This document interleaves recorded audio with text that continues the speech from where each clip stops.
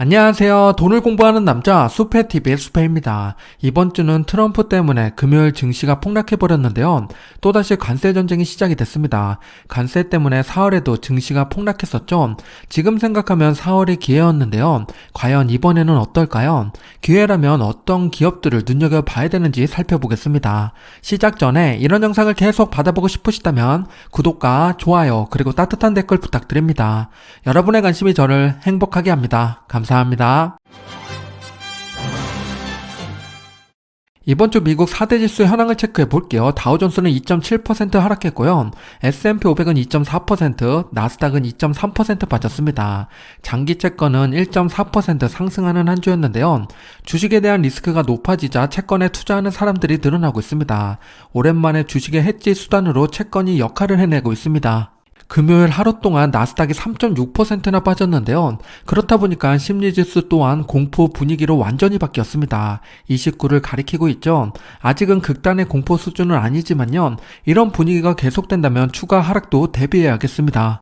이번 주 S&P 500을 보면요. 빨간색이 많죠. 대부분의 기업이 하락해버렸습니다. 이런 시기에 플러스를 유지하고 있는 기업은 유심히 봐야겠죠. 그런 기업들이 대세가 되거나 내 자산을 방어해주는 종목이 되기도 합니다. 대표적으로 3개의 기업을 볼 건데요. 첫 번째는 AMD입니다. 이번 주에 30.5% 급등이 나왔는데요. 오픈 AI와 반도체 공급 계약을 체결하면서 주가가 올랐습니다. 금요일에 일부 상승분을 반납했지만 여전히 강세를 보이고 있고요. 두 번째 기업은 넷플릭스입니다. 5.7%나 상승했는데요. 시장 하락에도 불구하고 3분기 실적 기대감에 견고한 모습을 보이고 있습니다. 얼마 전 일론 머스크가 넷플릭스 불매운동을 벌였는데 일주일 만에 만회해버렸습니다. 실적 발표는 10월 21일이니까요. 관심 있으신 분들은 참고해보시기 바랍니다. 마지막 세 번째 기업은 펩시인데요. 이번 주에 5.7% 상승했습니다. 모두가 하락하는 금요일에도 혼자 3.7% 상승이 나왔는데요. 실적이 예상보다 좋게 나오자 주가는 바로 반응했습니다. 이게 이번 증시 변동성에 중요한 힌트가 되는데요. 실적이 좋은 기업은 시장 상황과 상관없이 개별로 움직일 가능성이 높아졌습니다. 금요일만 놓고 보면요. 더 처참하게 하락한 기업들이 어딘지 볼 수가 있는데요. 빅테크 기업 중에서는 상대적으로 덜 빠진 기업은 마소, 오라클, 구글이 있습니다. 3개의 기업 메모에 둬야겠죠. 반대로 상승한 분야를 보면 오른쪽에 음료랑 담배 분야가 있습니다. 경기 방어주답게 잘 지켜주는 모습입니다. 테마 ETF 바로 밑을 보겠습니다. 왼쪽에 있는 섹터별 현황을 먼저 보면요. 이번 주 신고가를 경신한 섹터는 유틸리티입니다. 이래서 자산 배분이 필요한 거죠. 반대로 가장 크게 하락한 섹터는 소비순환재인데요. 3.7% 하락하면서 최고점 대비 하락률 6%까지 키워졌습니다. 가운데로 넘어와서 가치랑 성장을 보면요. 모두 같이 하락하는 모습을 보여줬는데요. 그 중에서도 가장 크게 하락한 곳은 대형 성장주입니다. 3% 빠지면서 신고가 행진이 멈췄고요. 그 바로 아래 배당 ETF SCHAD를 보면요. 2.9% 하락하면서 최고점 대비 하락률 10.7% 남게 됐습니다. 오른 것도 없는데 하락은 동일하게 하고 있는데요. 씁쓸한 모습입니다. 오른쪽 위에 성장 ETF는 반도체가 가장 크게 빠져서 5.5% 하락하는 모습을 보여줬고요. 바로 아래 혁신 ETF는 비트코인이 6.8% 크게 조정받았습니다. 지난주 상승분을 일부 반납하는 모습입니다. 빅테크와 고배당주의 최고점 대비 하락률을 보면요. 이번 주는 대부분의 기업들이 빨간색 바가 길어진 걸 볼 수가 있죠. 그 중에서도 크게 조정받은 기업을 보면요. 빅테크에서는 애플이 4.9% 빠지면서 최고점 대비 하락률 5.7%까지 벌어졌고요. 고배당 종목에서는 버라이즌이 6.2% 하락하면서 최고점 대비 하락률 35.8%가 됐습니다. 많은 기업들이 저점을 높여가고 있었는데 아쉽게도 조정을 받고 있습니다. 기술적인 부분에서 지금은 어떤 위치인지 바로 뒤에서 보겠습니다. 빅테크 기업 중에서 하락이 컸던 애플의 차트를 보겠습니다. 4월에 관세 이슈로 크게 조정을 받았었죠. 그 뒤로 얼마 지나지 않아서 저점을 찍고 우상향을 멋지게 그려왔습니다. 지금 보면 상승 채널에서 벗어나지 않았는데요. 반대로 강하게 올랐기 때문에 조정이 나와도 이상하지 않는 자리였습니다. 한 번의 하락으로 끝나면 좋겠지만요. 여전히 채널 상단에 있으니까 조급해하지 말고 천천히 보는 게 좋겠습니다. 고배당 종목 중에 유나이티드 헬스의 차트를 보면요. 금요일 3%대 하락이 발생됐죠. 330달러까지 열려있지만 이건 역시 단기 조정일 가능성이 높습니다. 주가와 환율을 함께 놓고 보면요. S&P 500이 2.4% 하락했고 환율은 1.6% 올랐습니다. 주식을 그대로 들고 있었다면 0.8% 하락하는 한 주였는데요. 주가가 많이 빠졌음에도 계좌는 생각보다 덜 빠진 게 환율 덕분입니다. 어느새 환율은 1,430원이 됐습니다. 해외 종목 매매 현황을 보겠습니다. 이번 주는 오랜만에 테슬라 매수세가 강력했는데요. 왼쪽 순매수를 보면 1위가 테슬라 레버리지고 2위가 테슬라입니다. 두 개의 종목을 합하면 순매수 금액이 6,242억 원이나 되죠. 전고점 돌파할 것 같으니까 관심 갖는 투자자가 늘어나고 있습니다. 그런데 여기서 반대로 움직이는 투자자가 있었는데요. 오른쪽에 매도 탑10을 보면 3위랑 4위가 테슬라입니다. 매수만큼 매도도 많았다는 건데요. 고점에서 쿨하게 매도하신 분들이 계십니다. 역시 한국에는 투자를 잘하는 분들이 많습니다. 테슬라의 주가 차트를 보면요. 4월에 쌍바닥을 만들고 우상향 채널을 그리며 올라가고 있었는데요. 애플과 마찬가지로 단기간에 크게 올랐기 때문에 단순 조정으로 볼 수 있는 위치입니다. 이게 더 하락해서 $360 밑으로 내려가면 큰 문제가 될 수 있는데요. 지금은 그런 징조가 보이진 않죠. 다음 주가 정말 중요한 시기가 됐습니다. 증시 변화를 유심히 지켜보고 말씀드리겠습니다. 이번 주 국내 증시는 하루밖에 시간이 없었기 때문에 매매 하락 대신에 국내 상장된 해외 ETF의 탑10 종목을 가지고 왔습니다. 자산 규모로 보면 역시 S&P 500이랑 나스닥 100이 대부분을 차지하고 있는데요.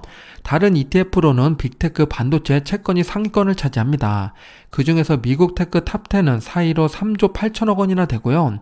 저는 에이스 미국 30년 국채 액티브 수페 챌린지로 매수하고 있는데요. 해치 상품이다 보니까 지금까지 환 차익을 받지 못했습니다. 장기적으로 보면 환 노출 상품을 갈아타야 될까 고민하고 있는데요. 여러분은 환 노출 상품을 투자하고 계신가요? 참고할 수 있게 댓글 남겨주시면 도움될 것 같습니다. 타이거 미국 테크 탑10 종목이 궁금하신 분들이 계실 것 같아서 정보를 잠깐 보면요. 딱 10개의 기업에 집중 투자하는 ETF입니다. 오른쪽에 보면 현재 비중이 나와 있는데요. 엔비디아, 마소, 애플 순입니다. 시총이 큰 순서대로 나열되어 있죠. 특이한 것은 T모바일이 10위인데요. 비중은 0.5%밖에 되지 않습니다. 국내 상장된 빅테크 ETF 투자하시는 분들 많으실 텐데요. 같은 빅테크 ETF여도 투자 기업과 비중이 다르니까 꼭 확인해 보시고 투자하시기 바랍니다. 엊그제 CNBC의 젠슨왕이랑 샘 알트만이 나와서 인터뷰를 했는데요. 내용은 AI 인프라 투자에 대한 이야기였습니다. 결론적으로 AI 수요는 기하급수적으로 증가하고 있고 그에 맞춰서 성능 좋은 AI 칩이 개발되려면 많은 투자가 필요하다는 겁니다. 젠슨왕에 이어서 샘 알트만도 여기저기 투자를 꽤 많이 하고 있죠. 뉴스가 많이 나오다 보니까 혼란스러운 요즘입니다. 지난주에 엔비디아 투자를 봤으니까 이번 주는 오픈 AI의 투자를 정리해 보겠습니다. 샘 알트만이 투자한 기업 중에서 규모가 큰 회사는 3곳이 있습니다. 오라클, 엔비디아, AMD인데요. 규모로 보면 엔비디아가 10기가와트로 가장 크고요. 3곳을 모두 합치면 20.5기가와트입니다. 대형 데이터 센터 하나가 500메가와트 정도 전력이 필요하니까요. 20기가와트면 초대형 데이터 센터 400개를 돌릴 수 있는 수준입니다. 자금으로 보면 3천억에서 5천억 정도의 규모로 엄청난 투자를 진행하고 있는데요. 심지어 엔비디아도 오픈 AI에게 1,000억 달러를 투자하겠다고 밝혔죠. 서로 투자하면서 시너지를 발현시키는 모습입니다. 왜 이렇게까지 격하게 투자를 강행하고 있는 걸까요? 현재 챗GPT 사용자가 약 9억 명 정도가 됩니다. 세계 인구가 82억 명이니까 이제 11% 정도 수준에 올라온 건데요. 스마트폰 사용자를 보면 약 50억 명 됩니다. 지금보다 6배 정도 더 성장할 가능성이 있다는 거죠. 게다가 지금은 텍스트 기반으로 주로 사용하고 있는데 이제 이미지를 조금씩 만들고 있는 수준에 있습니다. 이게 영상까지 넘어가면 엄청난 용량이랑 전력이 필요해서 처리 속도도 빨라야 되는데요. 이번 주에 오픈 AI에서 소라2를 출시했습니다. 권한을 부여한 사람만 사용할 수 있다고 하는데요. 샘 알트만은 동영상을 준비하고 있습니다. 모든 사용자가 이용할 만한 전력이랑 데이터 센터가 부족한 상황인 거죠. 소라2가 얼마나 현실감이 있는지 잠깐 보겠습니다. 지금부터 보는 모든 영상은 소라2로 만든 겁니다. 그동안 가장 문제됐던 게 물리현상을 표현하는 거였는데요. 이제 제법 자연스럽게 점프하고 다양한 움직임을 표현하고 있습니다. 이런 AI 영상이 확장되면 애니메이션도 만들 수 있게 되고요. 현실 공간이 아닌 가상 공간에서 모든 장면을 제작할 수 있습니다. 조만간 넷플릭스에선 100% AI로 만든 영화가 나올 것 같죠? AI는 이제 텍스트를 넘고 이미지를 지나 동영상까지 구현되기 시작했습니다. 과거에는 우리가 3G에서 LTE로 넘어가면서 동영상을 끊김없이 보기 시작했죠. 그거랑 마찬가지로 조만간 모든 영상이 쉽게 제작되기 시작할 겁니다. 그 시기를 앞당기기 위해서 샘 알트만은 누구보다 큰 베팅을 하고 있습니다. 얼마 전 이슈가 있었던 오라클의 차트를 보면요, 젠슨왕의 발언 덕분일까요? 반등하는 모습을 보이고 있습니다. 오라클의 수익성 부진 우려는 블랙웰 교체로 인한 단기적인 현상이라고 일축했습니다. 다른 전문가들도 비슷한 의견을 내놨고요. 금요일 증시가 크게 하락했음에도 1.3% 하락으로 선방했습니다. 젠슨왕의 이번 주 발언을 정리해보면요, 오라클은 점진적으로 수익성이 개선될 거라고 이야기했고요. 그리고 XAI에 20억 달러 투자하겠다고 밝혔습니다. 일론 머스크에게 더 투자하지 못한 게 아쉽다고 말했는데요. 립서비스가 참 좋죠. 모든 테크 기업이 자신의 고객이라고 생각하는 젠슨왕다운 모습입니다. 이번 AI 테마가 크게 하락하면서 심리적으로 힘든 분들도 계셨을 텐데요. 그런 분들은 ETF로 투자하는 것도 좋은 선택이 됩니다. AI 대표 ETF로는 AIQ가 있는데요. 오른쪽을 보면 미국뿐만 아니라 AI 관련된 광범위한 회사들이 포진되어 있습니다. 중국의 알리바바, 텐센트가 들어가 있고요. 한국의 삼성전자, 대만의 TSMC도 포함되어 있습니다. 당연히 엔비디아도 포함되어 있는데요. 탑10에 들어가지 못해서 표시가 안 됐으니까 참고해 주시기 바랍니다. 나스닥이 하루에 3.6% 빠진 것은 올해 4월 이후 처음인데요. 이런 하락장을 처음 접하시는 분들도 계실 겁니다. 지수가 이 정도 빠지면 갖고 있는 종목에 따라서 5에서 10% 정도 하락하는 경우도 있습니다. 투자해보니 이런 변동성을 못 견디겠다 하시는 분들도 계시죠? 이런 경험을 통해서 나의 투자 성향을 찾아가는 게 중요합니다. 워런 버핏, 피터 린치, 켄 피셔, 비레크먼, 드러켄밀러 등을 공부해보시면 좋겠습니다. 오랜만에 피터 린치가 화면으로 나왔습니다. 그는 13년간 연평균 수익률 29.2%라는 엄청난 경력을 갖고 있는 투자자입니다. 그의 투자 철학은 상당히 실용적인데요. AI 투자로 인해서 피로감이 쌓인 우리에게 꼭 필요한 인사이트가 많았습니다. 인터뷰는 1시간 정도 진행이 됐는데요. 내용을 요약해서 제 생각을 더해서 말씀드려 보겠습니다. 우선 인터뷰를 요약하면 다음과 같습니다. 정말 많은 투자 인사이트와 사례를 말씀해 주셨는데요. 이 중에서 와닿았던 내용 3개를 뽑아보면 다음과 같습니다. 첫 번째는 1분 안에 11살 아이에게 설명할 수 없는 주식은 매수하지 마라. 두 번째는 꽃은 자르는데 잡초에 물을 주지 마라. 세 번째는 이미 10배 올라도 추가로 10배 더 오를 수 있다입니다. 이 내용을 가지고서 지금 상황에 대입해 보겠습니다. 피터 린치 투자법 3가지를 말씀드리면요. 한 줄 정리에 꽃과 잡초, 지리적 확장이 있습니다. 각 케이스에 해당되는 내용을 말씀드려 볼게요. 우리 구독자분들은 지금 투자하고 있는 기업을 한 줄로 요약해 볼 수 있나요? 엔비디아는 생성형 AI 반도체와 AI 플랫폼을 구축하는 기업이고, 팔란티어는 빅데이터 분석으로 의사결정의 혁신을 일으킨 기업입니다. 이런 식으로 바로 설명할 수 있어야 되는데요.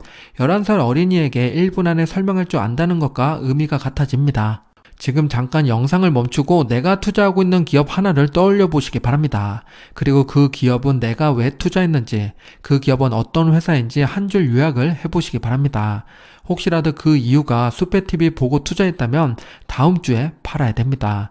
다른 사람의 의견이 아니라 내가 선택한 이유를 꼭 찾고 한 줄 요약을 해보시기 바랍니다. 제가 관심있게 보고 있는 기업을 한 줄 요약해봤는데요. 우리 구독자분들이 한 줄 요약한 것과 비슷한가요?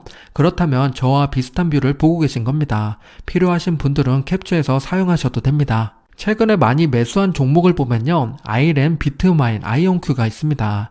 AI, 인프라, 이더리움, 양자 컴퓨팅 관련된 회사인데요. 한 줄 요약이 되는지 꼭 점검해보시고 투자하시기 바랍니다. 다음으로 코카콜라와 펩시를 가지고 왔습니다. 둘은 수십 년 동안 치열하게 경쟁을 하고 있죠. 현재는 누가 뭐래도 코카콜라가 우세한 모습을 보이고 있습니다. 실제 점유율은 얼마나 차이 나는지 보겠습니다. 코카콜라의 점유율은 19.1%고 펩시는 7.98%로 계속 하락하고 있습니다. 이제는 탄산음료 시장에서 2위가 아니라 4위까지 펩시가 밀려났죠. 올해 초에 펩시의 점유율이 낮아졌고 주가도 많이 빠졌다고 말씀드렸습니다. 펩시의 브랜드 파워가 있지 이대로 무너지지 않을 거야 라고 생각하시는 분들도 계실 것 같은데요. 그때 코카콜라를 팔고 펩시를 매수했다면 어떻게 됐을까요? 펩시는 바닥을 다지고 반등했을까요? 바로 뒤에서 보겠습니다. 연초부터 지금까지의 주가 차트를 보면요. 코카콜라는 7.7% 상승했고요. 펩시는 1.3% 하락 중입니다. 그나마 최근 이틀 동안 급등이 나와서 마이너스를 많이 메꿔줬는데요. 6월에 가장 크게 벌어졌던 시기를 보면요. 코카콜라가 17.2% 상승하는 동안에 펩시는 11.9% 하락했습니다. 약 29%나 차이가 났죠. 코카콜라를 팔고 펩시를 매수했다면요. 이게 바로 피터 린치가 이야기한 꽃을 꺾고 잡초에 물을 주는 격이 됩니다. 펩시, 코카콜라, 닥터페퍼의 시장 점유율을 보면요. 코카콜라는 제로랑 스프라이트가 올라가고 있죠. 펩시는 하락 추세입니다. 오히려 닥터페퍼가 우상향을 그리고 있기 때문에 투자 매력으로 보면 펩시보다 닥터페퍼가 더 매력적입니다. 펩시의 실적이 잘 나왔다고 하지만 아직 점유율은 반전하기에는 꽤 부족한 시간이죠. 펩시에 투자한다면 점유율을 꼭 체크해 보시기 바랍니다. 점유율이 오르는 닥터페퍼의 주가 차트를 보면요. 최근에 급락한 모습을 보여줬습니다. 그 이유를 찾아봤더니 기업 인수와 커피와 음료 두 개 상장사로 분할할 계획을 발표했습니다. 존슨앤존슨도 기업 분할하고 힘이 없어졌는데요. 같은 길을 가지 않기를 바라봅니다. 세 번째는 지리와 카테고리 확장입니다. 저는 이게 중요한 포인트라고 생각하는데요. 피터 린치는 10배 오른 종목이 추가로 10배 더 오를 수 있다고 이야기합니다. 그 조건이 바로 지리적 확장이랑 카테고리 확대인데요. 실제 사례를 보면요. 왼쪽 코스토코는 1993년에 영국을 시작으로 해외 진출을 시작했습니다. 한국에는 1994년에 들어왔고 97년에는 대만, 99년에는 일본을 진출했습니다. 해외 진출 이전에 이미 크게 오른 코스토코지만요. 해외로 판로를 넓히면서 격한 상승을 만들어냈습니다. 오른쪽 아마존 차트를 보면요. 이커머스 기업에서 클라우드 산업까지 확장하는 시기가 2006년이었습니다. 지금은 클라우드 1위 기업이 됐죠. 그 사이 주가가 엄청나게 올랐습니다. 이런 식으로 해외 진출이랑 카테고리 확장은 10배 그 이상 오를 수 있는 모멘텀을 만들게 됩니다. 현재 미국 기업 중에서 어떤 기업이 텐버거 가능성이 있는지 보겠습니다. 지리적 확장을 시작한 기업들을 보면요. 로빈후드, 추이, 울타뷰티, 팔란티어, 치폴레가 있습니다. 예전과 다르게 물질적인 게 아닌 서비스도 판매가 되는 시대죠. 팔란티어는 특이하게 공공기관이나 정부 협력이 주류를 이루고 있습니다. 치폴레는 중동과 두바이 쪽으로 확장을 시작했는데요.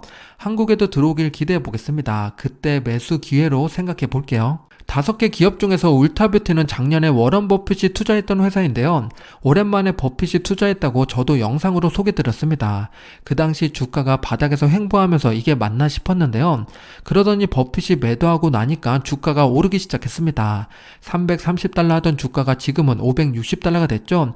70% 가까이 상승했습니다. 버핏도 시기를 모두 맞추는 건 아닌가 봅니다. 다음으로 카테고리 확대 기업을 보겠습니다. 보통 돈 많은 기업들이 카테고리를 늘리는데요.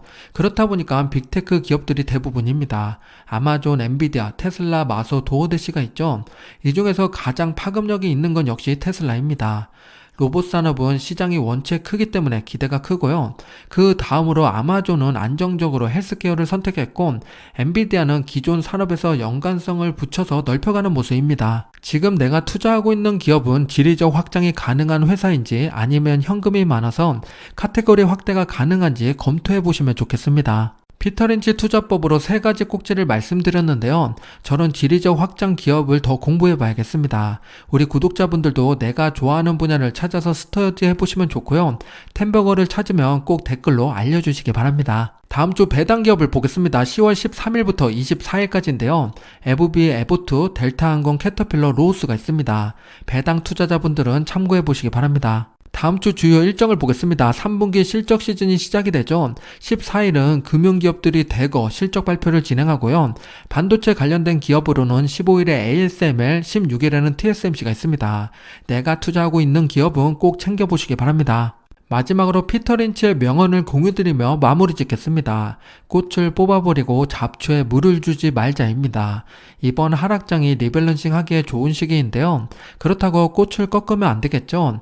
내가 물을 주고 있는 기업이 꽃인지 잡초인지 꼼꼼하게 점검해 봐야겠습니다. 지금까지 숲이었습니다. 오늘 영상이 마음에 드셨다면 구독과 좋아요 부탁드립니다. 즐거운 주말 행복한 시간 보내세요.